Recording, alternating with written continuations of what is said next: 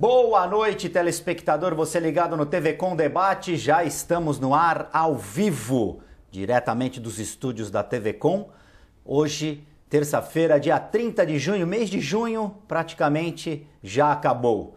E a gente já entra no segundo semestre de 2015 e também passou muito rápido esse primeiro semestre.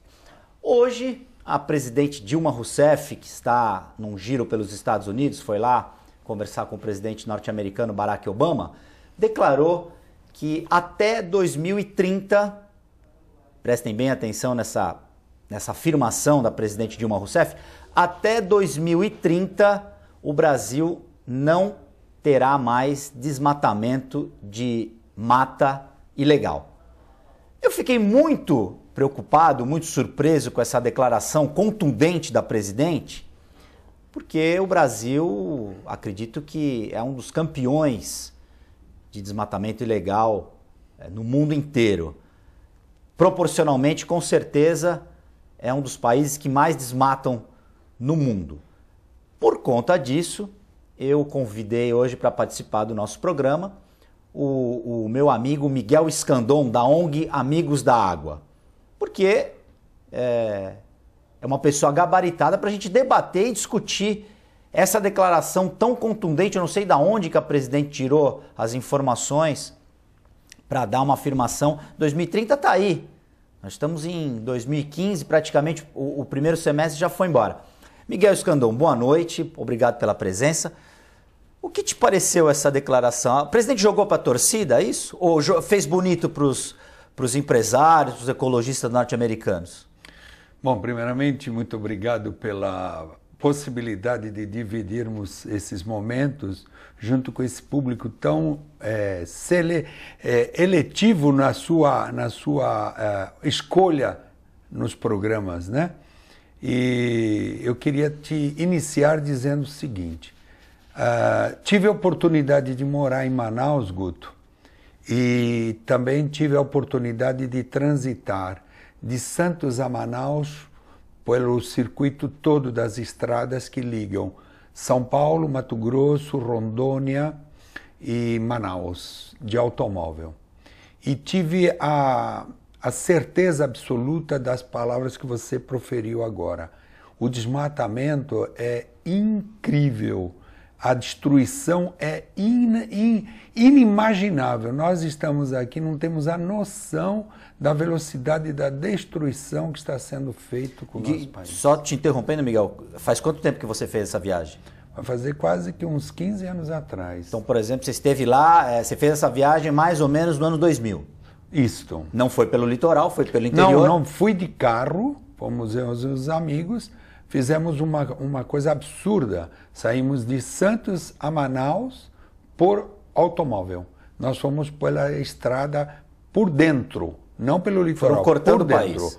Cortando o país pelo lado já extremo, já com a divisa com a Bolívia, com toda essa parte. Então, foi entrando até chegar a Manaus por estrada. Então, eu sou de cátedra testemunha dessa falta de informação da presidenta falar o que você está me comentando aí. Eu não tinha essa notícia, mas eu tenho muita preocupação de que essas palavras sejam confirmadas. Eu não concordo com isso. Porque para muita gente é bom explicar também que a vegetação, a nossa vegetação aqui da região, também não é a vegetação original da época em que os portugueses chegaram aqui, ou os europeus chegaram aqui.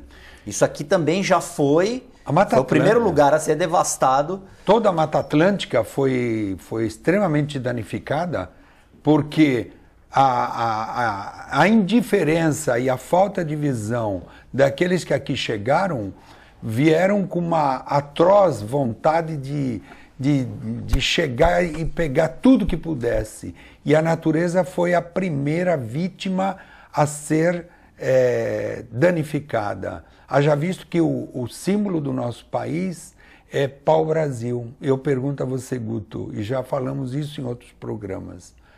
Onde a gente encontra pau-brasil? O símbolo do país, um país que tem um nome de uma árvore e essa árvore não é fácil de vê-la.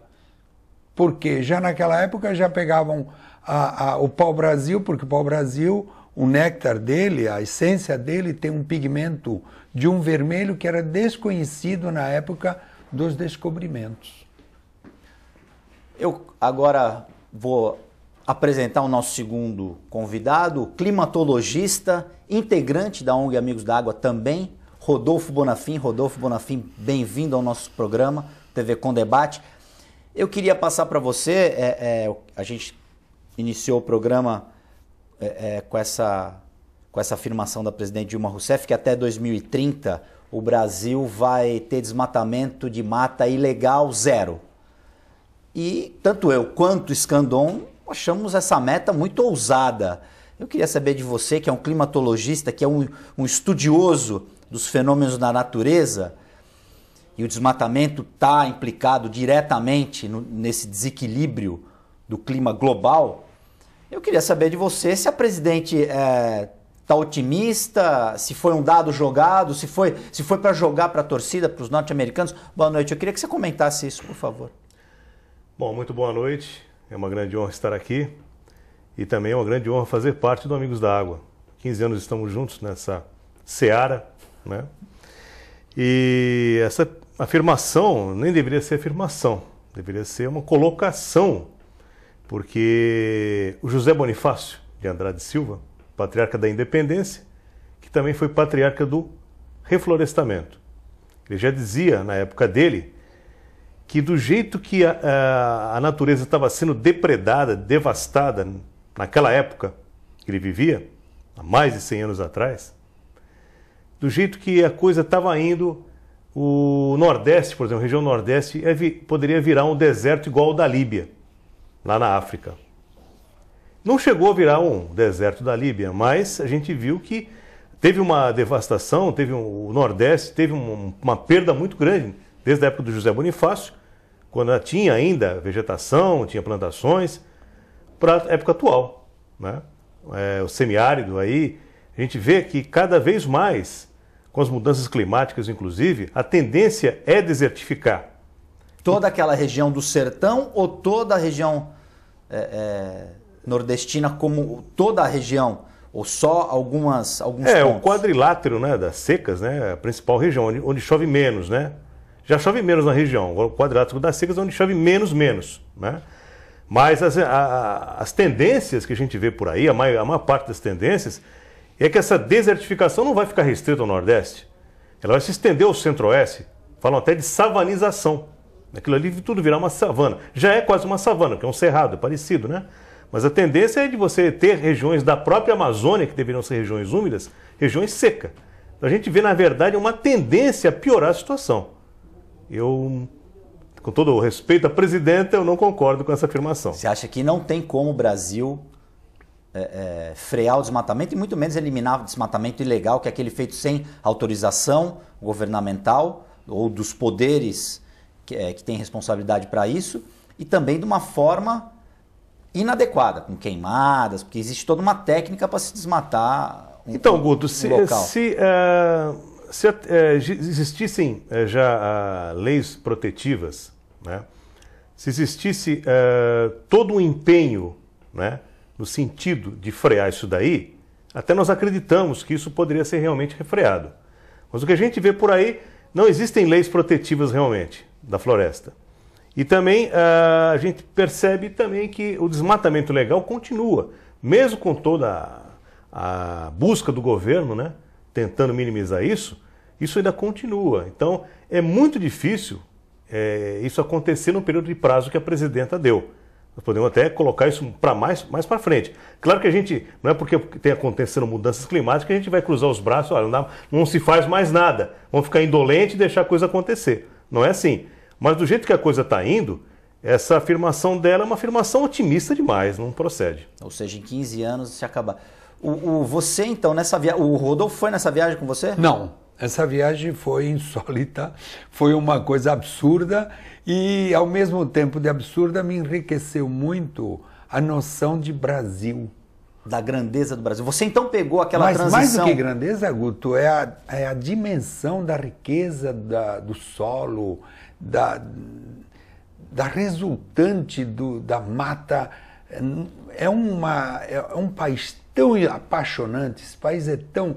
Eu sou, assim, fã do Brasil e tenho dúvidas daqueles que comandam o país. Talvez eles não entendam o que vem ser pátria, né? Então, pátria, dentro do meu conceito de pátria, é o solo onde eu vivo, onde eu construo a minha vida, eu faço os meus amigos. Então, para mim, o conceito de pátria está ligado ao respeito ao chão, ao solo que eu vivo. E como tal, não só respeitar o legado que me foi dado, mas como dar aquilo, dar muito mais condições à vida de ter uma vida saudável e ter condições, né? Quantos países por aí não têm absoluta dimensão do que nós temos em valores de todos os níveis, minerais, vegetais, cereais, animais e tantas ais que existem por aí. Né? Por falar em minerais, um outro tema, o tema principal, aliás, desse programa. Sim, é um prefácio, sim, na verdade. Sim. A gente não podia deixar de avaliar e de discutir essa declaração da presidente, que eu achei, no mínimo, não, mas eu uma brincadeira. Achei tão interessante a sua abordagem, que estamos falando do país que vivemos, o país que construímos amigos, como eu falei. Então, o que você falou, eu acho que é o início para dizer a proposta de por que nós estamos aqui.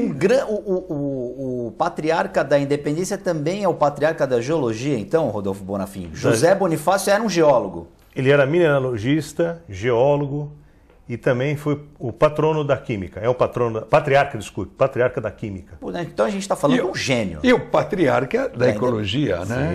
Da ecologia também. E, aliás, o patrono dos amigos da água.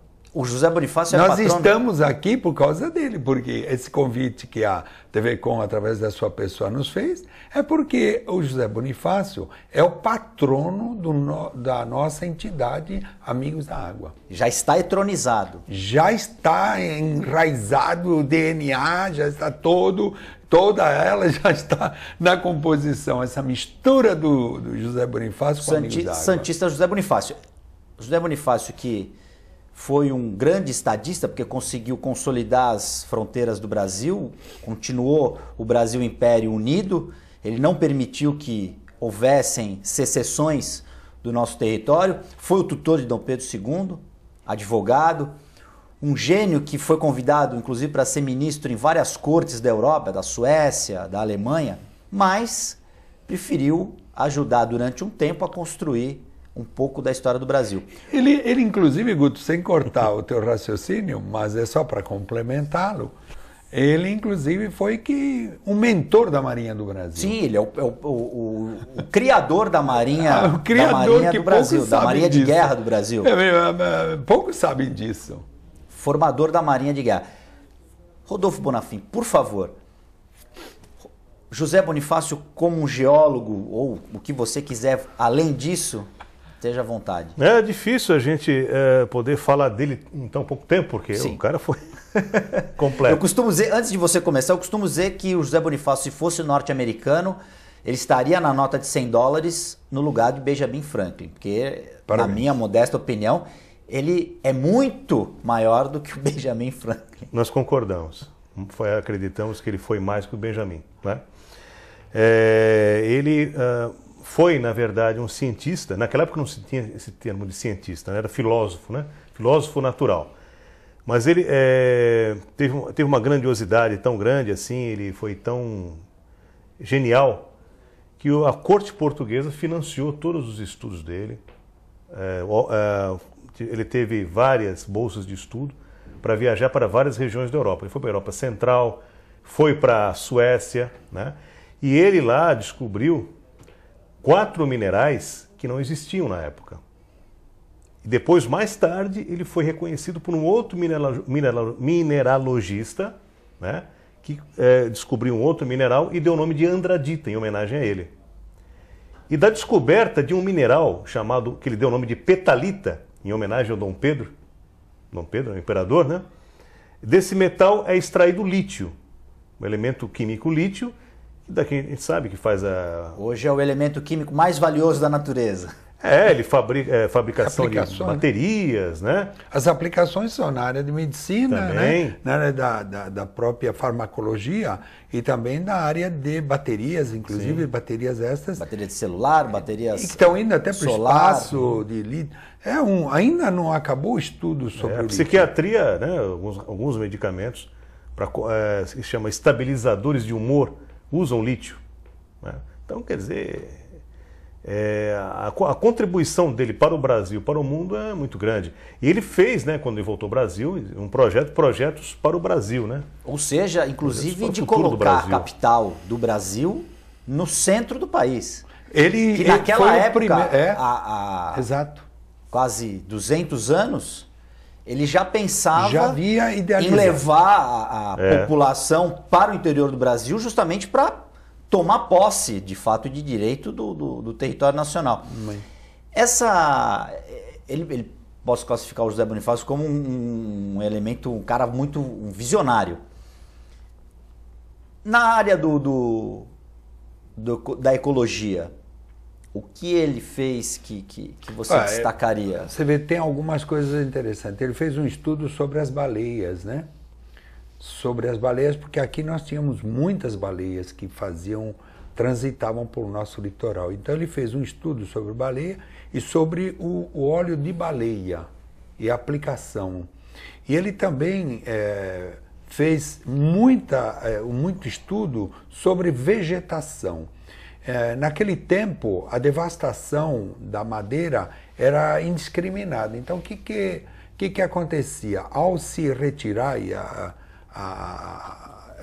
esse universo é mais o Rodolfo, mas só para fazer um premiere disto, toda a movimentação, naquela época se usava muito a extração da madeira para queima de fazer vapor, produzir calor. Tudo, calor, exatamente. Então havia uma devastação muito grande e essa devastação ela aconteceu mais em Portugal e depois no Brasil.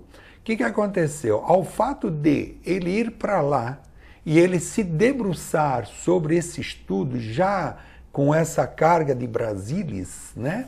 Ele já leva aquilo para Portugal e começa a ver a devastação no Rio Mondego e ele começa a fazer estudos de reflorestamento porque ele começa a fazer as teses dele sobre o que a devastação danificava ou prejudicava o sistema que naquela época funcionava. E eles não tinham a noção que ao extrair a madeira, a devastação, perdia-se a umidade, perdia-se os animais, perdia-se a própria água como um todo, porque a água se nutre da vegetação, a gente é sabedor disso, não é? E ao fazer isso, ele fez esse estudo ali no Rio Mondego, em Portugal, porque a origem da família do José Bonifácio é Trás-os-Montes, lá aquela região norte de Portugal. Mas ele se debruçou muito sobre o Rio Mondego e Coimbra, que foi a formação naquela época, uma das universidades mais expressivas da Europa, ponto principal de Coimbra, e ali ele fez toda aquela região fazer uma conscientização à realeza da época, que era completamente analfabeto da noção, quer dizer, da visão do futuro, do fato que estavam destruindo. É o que hoje mais ou menos se faz no caso da queima dos combustíveis fósseis? Sim, do petróleo. Sim, da extração. Existe um investimento, por um lado, para se ter o petróleo, para se refinar o petróleo, se fabricar os derivados, mas, por outro lado, a queima desses combustíveis está prejudicando, está matando aos poucos o planeta e a vida dos seres vivos. A gente tem assim o costume de achar que só agora estão acontecendo coisas horríveis, que as revoluções contra o planeta, contra a sociedade estão acontecendo agora, que é a coisa da modernidade, a coisa da era do computador, da era espacial. Não, naquela época já existiam várias revoluções, não foi a Revolução Industrial, que mexeu com toda a sociedade, com os trabalhadores da época, né? E justamente naquela época, quando se precisava dessa madeira, era porque foi a Revolução do Vapor. Né, a invenção da máquina a vapor, nos primeiros navios a vapor, as Marias Fumaça. Então imagina como foi destruída tantas florestas para poder abastecer Marias Fumaça, navios a vapor. No caso do desmatamento, quantos por cento que o Brasil, a Amazônia, vamos dizer assim, contribui para o equilíbrio, para a fabricação de oxigênio no planeta? Não existe um consenso ainda, né? Antigamente, até uns 20 anos atrás, achava-se que a Amazônia era o pulmão do mundo, né? Usava-se muito esse termo. Mas não é bem isso que acontece, na verdade. O que acontece é assim, se você derruba justamente as árvores, você está destruindo a oferta de vapor de água, de umidade na atmosfera, que vai formar aqueles rios aéreos, né? São chamados rios aéreos, por onde trafega a umidade que chega até aqui e que abastece, por exemplo, a região sudeste. Nós estamos muito carentes de água, tivemos aí um 2014 com muita carência de água. Um dos fatores principais foi isso, esse desmatamento que corta essa vazão desses rios aéreos em função da derrubada ilegal dessas árvores. E esse desmatamento, então, ele acontece da Amazônia já vindo para a área do Mato Grosso e Goiás, onde tem aquelas grandes plantações, principalmente de soja. Esse desequilíbrio na plantação de grãos em determinadas regiões também influencia nessa... Claro que sim, porque o Centro-Oeste ainda é uma região produtora. Muitas famílias aí, no começo do século, né, eles imigraram, imigrantes alemães, gaúchos e paulistas também, fizeram fazendas, né, no Centro-Oeste. E com essa menor oferta de umidade, o que vai acontecer? O Centro-Oeste também pode se tornar uma região semiárida, destruindo também plantações, acabando com as plantações. Não só a Amazônia, mas o Centro-Oeste também pode ser prejudicado. Você explicou que a selva amazônica não é o pulmão do mundo. A gente tem outros lugares que também ajudam a equilibrar o clima global. A selva do Sudeste Asiático continua intocável ou já tem também... Não, já tem desmatamento também. Praticamente não existe mais nenhuma região intocada do mundo, né? Até mesmo lá na Polinésia já estão tendo problemas, né, de contaminação dos corais, inclusive, né, aquela região da Polinésia, Filipinas, Ilhas dos Mares do Sul, né, paradisíacos, também já está tendo poluição. Até o próprio paraíso já está sendo contaminado, né? E faço até uma ressalva, porque aqui dentro do estado de São Paulo pouco se fala nisso, né? Se fala muito do semiárido do Nordeste, o Centro-Oeste, a Amazônia com problema, mas se a gente adentrar o interiorzão aí afora, a gente vê que teve muitas regiões devastadas. O estado de São Paulo é uma região basicamente de Mata Atlântica, né? E quanto de Mata Atlântica foi retirado para fazer plantações de café, plantações de laranja, extração de árvore, cana-de-açúcar, né? Porque a Mata Atlântica, para as pessoas entenderem, não é só a faixa de vegetação do litoral. Claro que não. Ela é também, ela avança lá dentro do interior, para o interior do e Brasil. Ela vem lá de cima, né?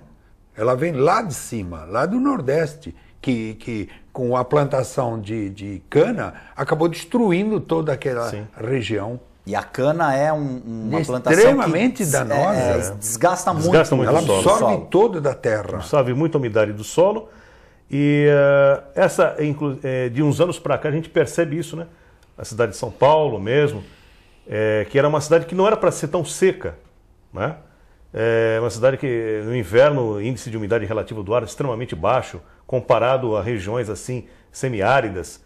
E mesmo regiões como Ribeirão Preto, chamada Califórnia brasileira, né? Não era para ser tão seco assim, né? O clima é seco, mas nem tanto. Então tudo isso tem a ver justamente com esse fator de devastação. Eu tenho que fazer um breve intervalo comercial. Na volta a gente vai continuar discutindo o clima e os desdobramentos dele em relação à vida das pessoas.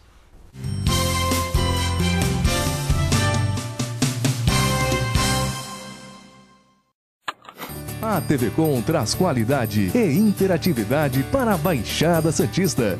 Nos preocupamos constantemente com a qualidade de nossas produções. Por isso, investimos em equipamentos e profissionais qualificados.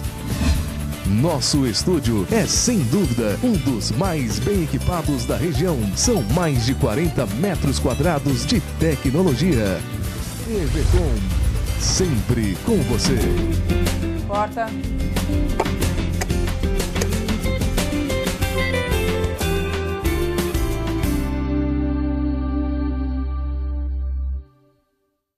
Você que não pode ir até a sua comunidade, a comunidade quer ir até você em sua casa, em seu lar.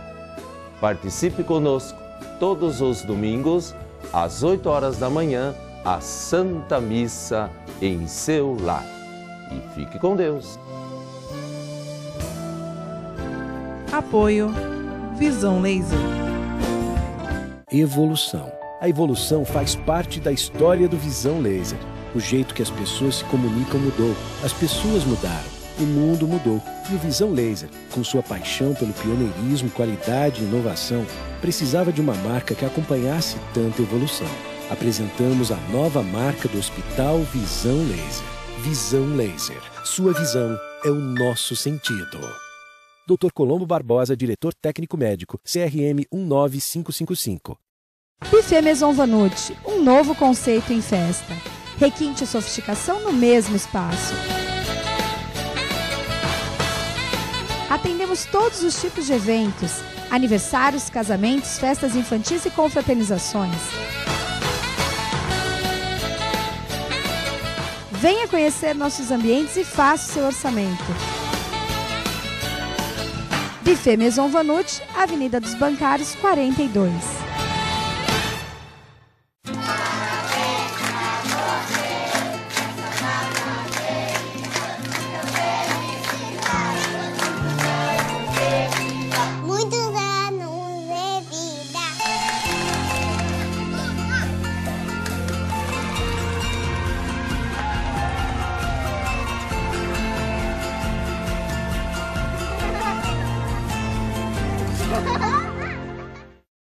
Agradecendo a você a audiência, convido-os a sempre prestigiar e continuar assistindo o programa Estrela Guia na TV, que vai ao ar todas as terças-feiras às 20 horas, com reprise sábado às 14 horas, nos municípios de Santos, São Vicente e Praia Grande. O programa Estrela Guia na TV procura, diversificando os assuntos, levar você momentos de entretenimento, lazer e uma boa informação.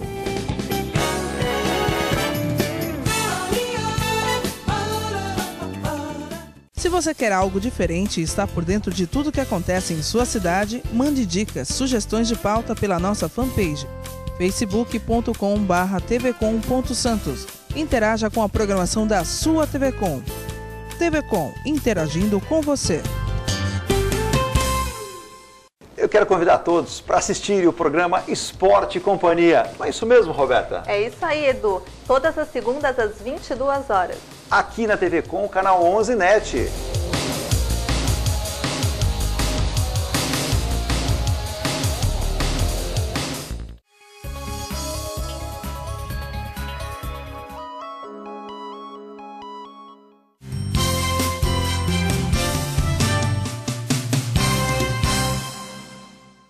Já estamos de volta com o TV Com Debate desta terça-feira, que hoje está discutindo clima e está discutindo também outras qualidades do nosso patriarca da independência, José Bonifácio de Andrade e Silva, que no último dia 13 de junho se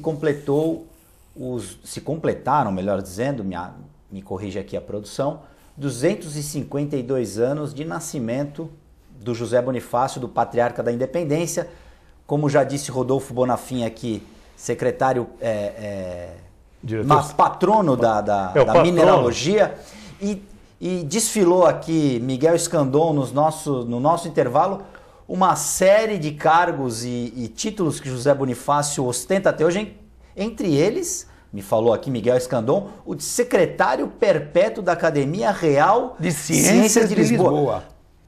Perpétuo. Fale mais dos títulos de José Bonifácio. Ele foi membro da Sociedade de Ciências de Turim, de Jena, que fica na Alemanha, que muitos chamam de Jena, né? Carl Zeiss Jena, que quem conhece ótica sabe que essa cidade ela é uma cidade histórica na área de evolução de ótica, né? Precisão. Então, da Sociedade de Ciências de Jena, de Turim, de Gênova, de Edimburgo, de Londres, de Paris. Olha o cara, esse é o cara, me perdoe o Roberto Carlos, mas esse é o cara. Agora, se o Brasil fosse, na época de José Bonifácio, ele foi uma pessoa de tanta visão, de tanta percepção, que ele, ao contrário de muitos da época, não quis o poder para si.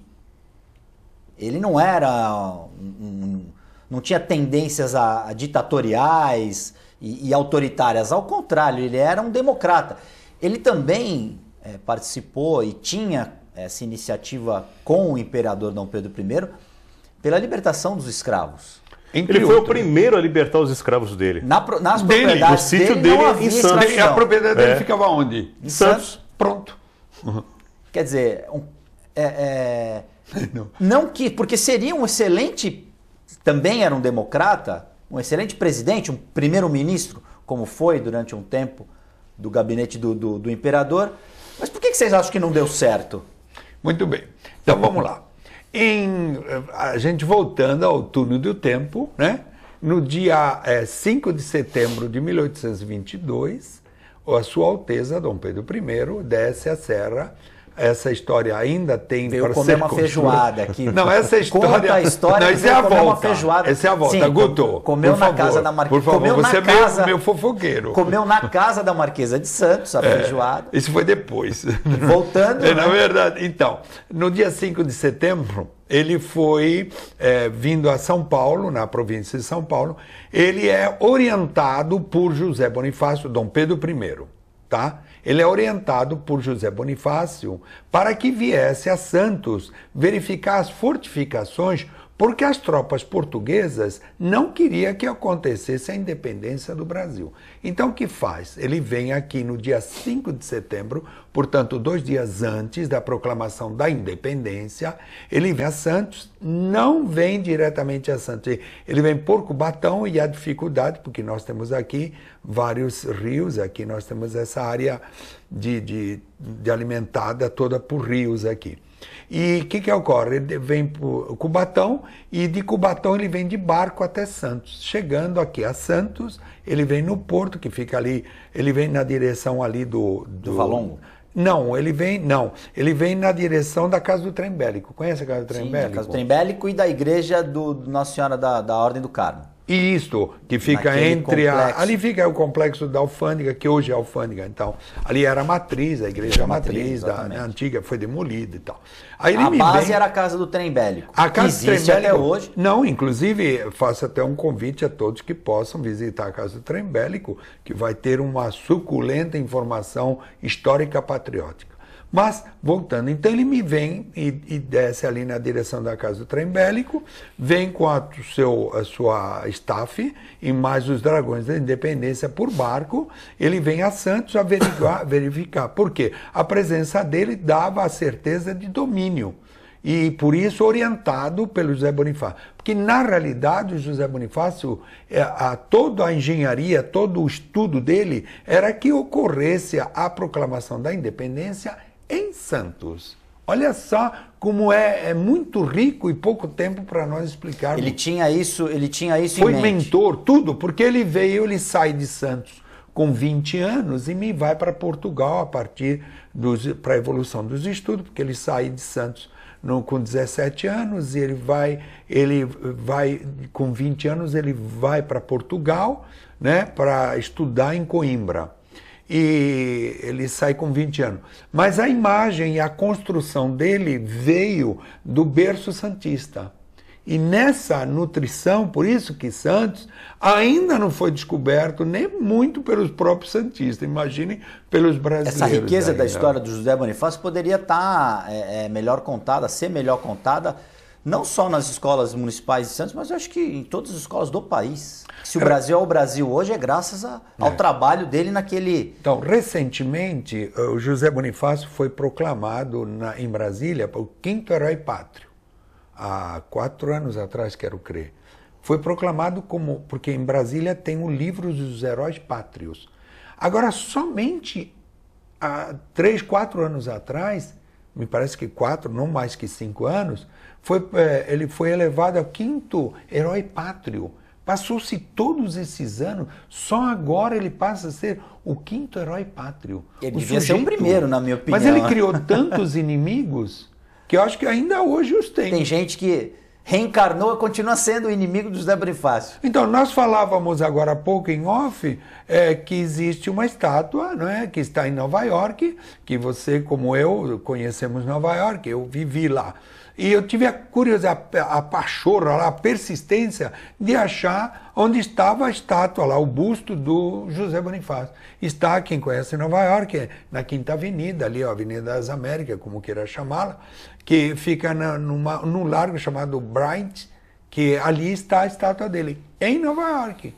Né? Quer dizer, poxa, e nós aqui temos certa dificuldade ainda de reconhecê-lo. Lá fora, e ele é secretário perpétuo. Venerado no exterior. Não, secretário perpétuo de Lisboa, da Academia de Ciências de Lisboa. Ele é secretário perpétuo, nunca haverá outro. É que nem o Pelé, não existe outro. E está lá em Portugal, mais venerado do que aqui. Rodolfo Bonafim, o Brasil, principalmente o santista, ele vira as costas para quem é prata da casa? Acho que isso é comum a qualquer cidade, né? Dizem que casa de ferreiro, espeto de pau, né? E acho que até os metalúrgicos, a indústria metalúrgica deveria reverenciá-lo também, porque ele foi o primeiro cara que instituiu a cadeira de metalurgia na Universidade de Coimbra. Ou seja, também... Não existia. Mas isso devido às pesquisas claro, dele lá na Suécia, na Noruega. Mineralogia. Sem dúvida. Mas porque ele via a mineralogia como um objetivo prático. E um objetivo estratégico também, claro, porque ele já percebeu... Aí você toca no ponto. Por que ele se debruça na mineralogia? Pela dimensão do que aquilo que ele vislumbra no uso da mineralogia aplicada. Só que o conhecimento da época não pertencia a Portugal. Que faz? Ele vai lá e passa para o rei de Portugal, dizendo que as descobertas que Portugal fez ainda não haviam sido exploradas na sua dimensão, que é o solo e o que poderia vir. Um pouco da miopia da época de quem comandava, achou que aquilo era curioso. Ah, é? Então mostre-me. E aí dá-se a ele, em Portugal, as bolsas para ele estudar. Você imagina, ele sai de Portugal. Olha, se você pegar o roteiro, por isso que é fascinante, e é um exemplo para todos nós, né? O cara que eu estou me referindo, Zé Bonifácio, né? Ele me sai de Portugal, Lisboa, e chega até a Suécia, em Estocolmo, 3.500 quilômetros hoje, que se você fizer de avião, você vai ter o quê? Umas 4 horas de avião. 4 horas. Né? Possivelmente 4 de avião. Você imagina, naquela época, como é que ele se transportou até... Como é que... Faça um negócio meio louco, insólito. Né? Não, é meio louco. Imagine o sujeito fazer... Por isso que é fascinante esse personagem. E ao longo dessa viagem ele fez pesquisas... Não, ele foi parando e fazendo... Ele era exímio em alemão. Porque ele já tinha percebido o potencial... do solo brasileiro. O solo brasileiro aplicado, a minério e não só o solo brasileiro. O solo brasileiro, os minérios que o solo... Ele estava ligado com a sua essência, que era Brasil. Ele escreveu um tratado lá na Europa, né, sobre os diamantes do Brasil.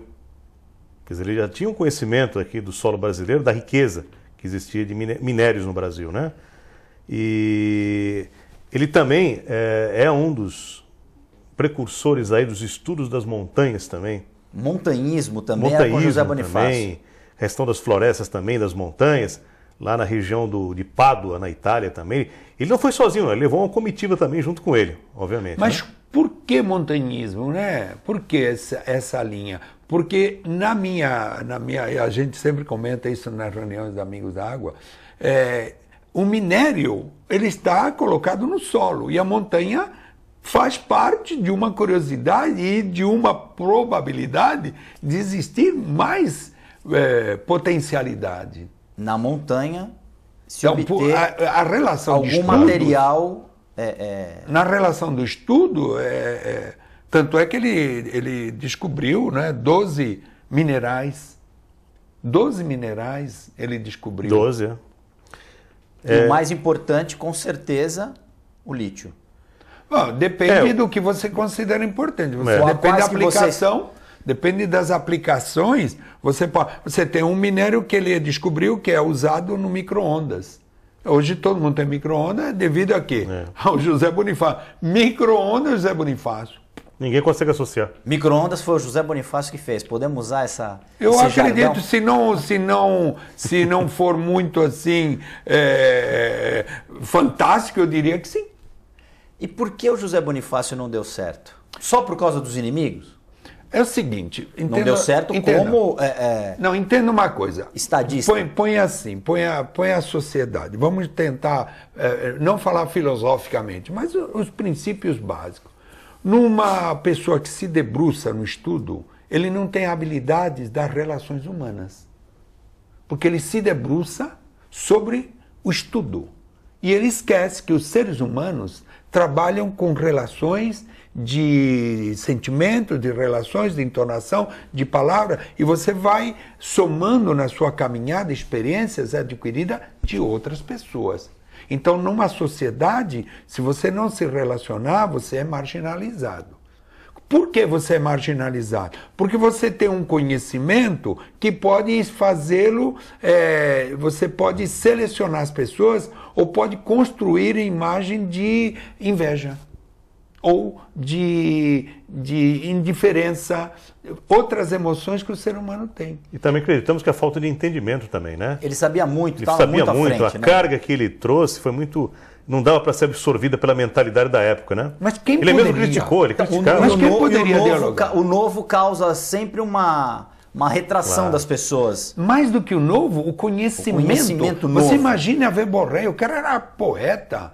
O cara tinha um domínio da palavra, um domínio da escrita. A caligrafia dele, eu estudei a caligrafia dele. O sujeito era um calígrafo. Ele tinha um domínio, o exercício da mente. Tudo que ele fazia com excelência. Sim, mas ele não era nas relações humanas. Se você pegar estudo dele, ele não tinha, ele era zero em relações humanas. Porque ele tinha o conhecimento e ele questionava o poder constituído. O que é isso? Então ele vem da Europa com uma carga violenta de informação e de construção de um país que iria ser um país único no mundo, e ele vem e encontra trogloditas, o sujeito analfabeto, o sujeito sem a mínima condição, porque quem vinha aqui? Vinha muitos aventureiros, não vinha eruditos aqui. Esse país não vinha eruditos. Então vieram pessoas com aventureiros querendo ouro e minérios, porque aqui, lá na Europa se dizia que aqui no Brasil tinha minérios brilhantes no meio da rua e a mulherada andava pelada. Bom, até hoje anda pelada, né? Isso não mudou. Não mudou. Acho que piorou. Na opinião de vocês, ele foi o melhor tutor para o segundo imperador, para o Dom Pedro II? Do ponto de vista intelectual, sim. Não deveria um tutor melhor. Porque tudo que Dom Pedro II foi intelectualmente, inclusive trazendo a missão francesa para o Rio de Janeiro, com Debré, para retratar o cotidiano da cultura brasileira, com certeza foi influenciado pelo... Claro, e o próprio Dom Pedro I, né, que ele quis que fosse o tutor, né, do filho dele. Antes ele tinha rejeitado, ele tinha repudiado. Ele tinha exilado o José Bonifácio. Para a França, e depois chamou de volta, né? Porque ele precisou dele, né? Porque ele chegou criticando. É porque ele veio, né? Porque o Dom João VI depositou nele a certeza do conhecimento. Porque o José Bonifácio e Dom Pedro I era entre tapas e beijos. Porque no fundo Dom Pedro I sabia que ele precisava do José Bonifácio. Mas entenda uma coisa, o Dom Pedro I, ele vinha de uma casta abonada com umas certas bajulações, e o José Bonifácio vinha com intelectualidade. Ele foi o formador, mentor do Dom Pedro I, mas entenda que o Dom Pedro I, ele tinha poderes sociais que facilitavam ele não se debruçar sobre estudo. Então, é um negócio complicado, né? Você vai ser um professor de uma pessoa que essa pessoa pode te questionar. Você pode saber tudo, mas eu compro quem for. Então, existe um pouco dessa... E para cair a ficha, é necessário levar umas porradas. Então, o Dom Pedro I levou umas cacetadas foi induzida a tentar, a turminha que bajulava o Dom Pedro I, fizeram de tudo para eliminar o José Bonifácio, porque o José Bonifácio era o mentor da independência, era o mentor da construção do Brasil, mas não era o Dom Pedro I. Só que o Dom Pedro I era o líder do negócio. Então, os outros que vinham lá, o confessionário do Dom Pedro I, eu não sou fofoqueiro, mas a gente constrói um andar da carruagem cruzando informação. E, pelo que você está falando e pelo que a gente conhece da história, o José Bonifácio era o único que dizia o que Dom Pedro I precisava ouvir. Não bajulava, não dizia que estava tudo certo. Primeiro ele já vinha de uma formação da realeza de Portugal, do apoio de Portugal, ele já veio com essa função e veio já construindo o país lá fora, ele construiu o Brasil lá fora.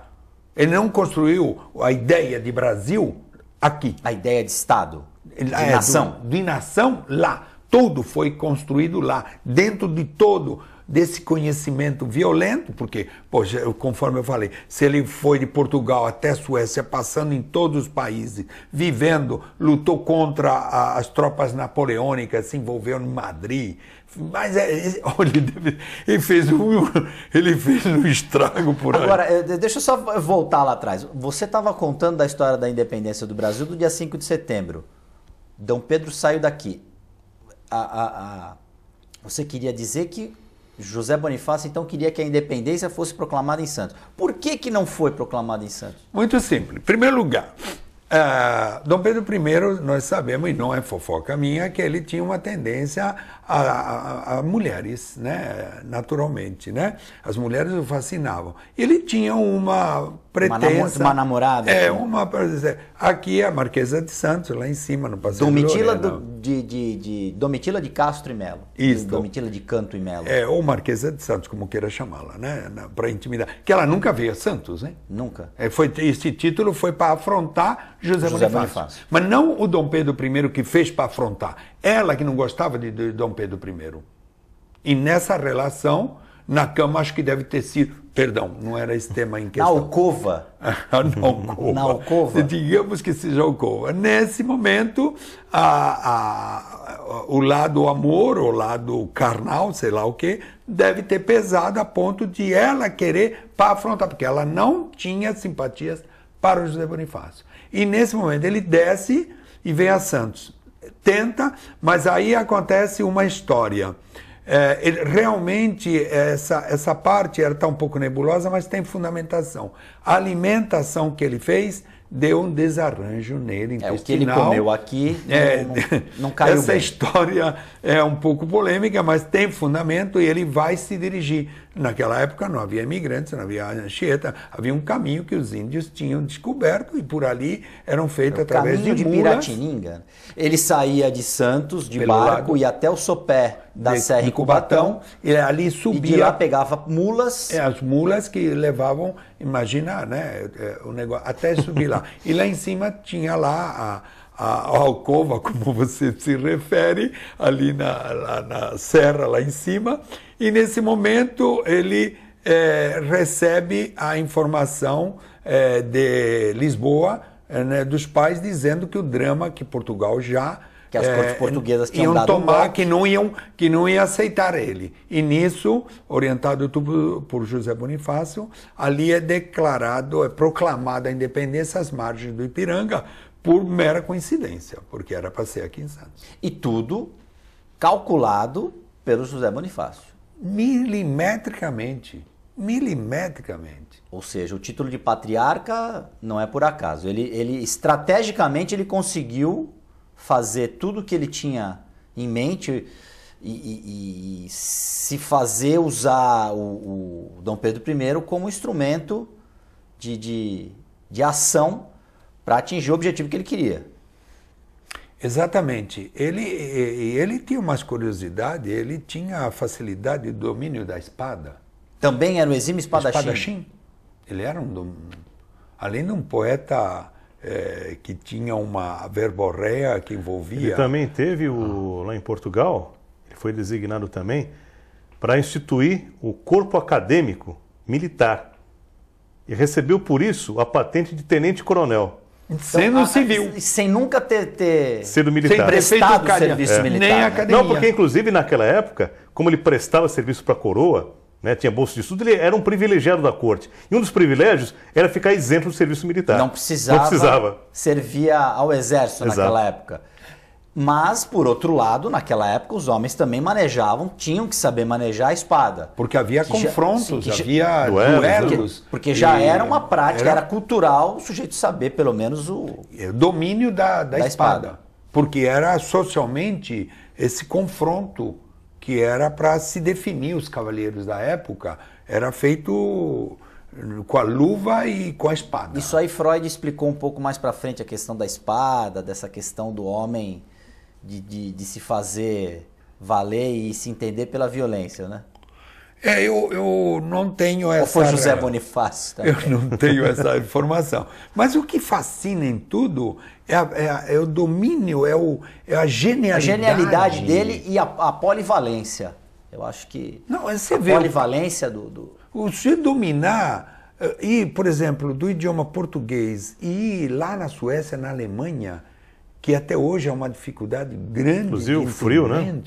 Fora as temperaturas, né? Quantas vidas a gente teria que viver para saber e conhecer tudo que José Bonifácio sabia e conhecia?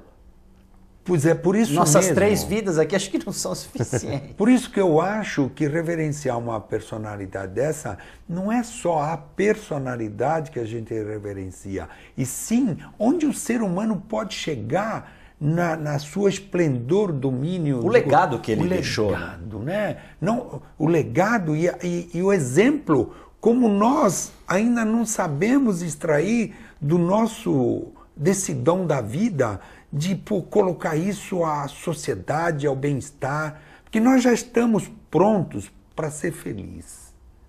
Mas não estamos satisfeitos com o que temos. Queremos ter mais. E o mais, às vezes, é dos outros. Queremos tirar dos outros e da terra e disso. E, na verdade, já estamos prontos para ser felizes. Mas a construção da harmonia não existe. José Bonifácio, fazendo justiça, José Bonifácio, que aqui em Santos dá nome a uma praça, ao palácio onde fica a prefeitura. Desculpe, a Praça José Bonifácio não é o patriarca da Independência. Não é o patriarca? Não. Então me corrija. Essa praça que está ao fórum não é do patriarca da Independência. Assim, mas é uma praça com o José Bonifácio da praça. Um homônimo. É um homônimo? Quem foi esse José Bonifácio? Não entendi. A Praça José Bonifácio não é do patriarca... Não é o Andrade Silva? Não é do patriarca da Independência. E quem foi esse José Bonifácio? Eu gostaria que o espectador nos ajudasse, porque não deu tempo de me debruçar sobre isso. Eu confesso que... Não, mas foi surpresa para mim. Se fosse a pergunta do 1 milhão, então eu tinha caído. Ou não ganharia 1 milhão. Porque nós temos um colégio chamado José Bonifácio. Em homenagem a ele. O Palácio José Bonifácio. Olha... Tem uma placa lá, pelo menos. Temos pouco tempo. Tem uma placa lá. Temos pouco tempo. Que é o Palácio em homenagem a José Bonifácio. Eu ouso usar esses segundos para dizer que aquele prédio que está na Praça Mauá, que é a Prefeitura de Santos, a maioria das pessoas que visitam a cidade não sabe que aquele prédio chama-se Palácio de José Bonifácio. Então, uma das propostas há 8 anos atrás era que se colocasse na testeira lá da prefeitura... Se fizesse um diadema. Não, colocasse lá em cima na testeira do prédio, em letras douradas, Palácio José Bonifácio, patriarca da Independência. Deveria ter lá. Por quê? Porque não tem identificação. Então, seria um movimento que eu gostaria de usar a TV Com, esse programa, para fazermos um movimento. Está aqui criado o movimento, vamos nomear o Palácio José Bonifácio como Palácio José Bonifácio. Eu estou, infelizmente, chegando ao fim do nosso programa. Queria agradecer e já queria deixar aqui o convite para que volte mais vezes Rodolfo Bonafim, para a gente falar de climatologia, não em conjunto com José Bonifácio, mas no final acabou tudo indo no curso do mesmo rio. Muito obrigado, Rodolfo. Quero você aqui mais vezes, já fica aqui o convite. Miguel Escandon, muito obrigado pela sua eloquência e conhecimento geral. Você é sempre um professor. E eu agradeço especialmente, principalmente a você, telespectador, meu amigo, minha amiga, que nos acompanhou. Amanhã nós estamos de volta com mais um TV Com Debate ao vivo, direto dos estúdios da TV Com. Boa noite.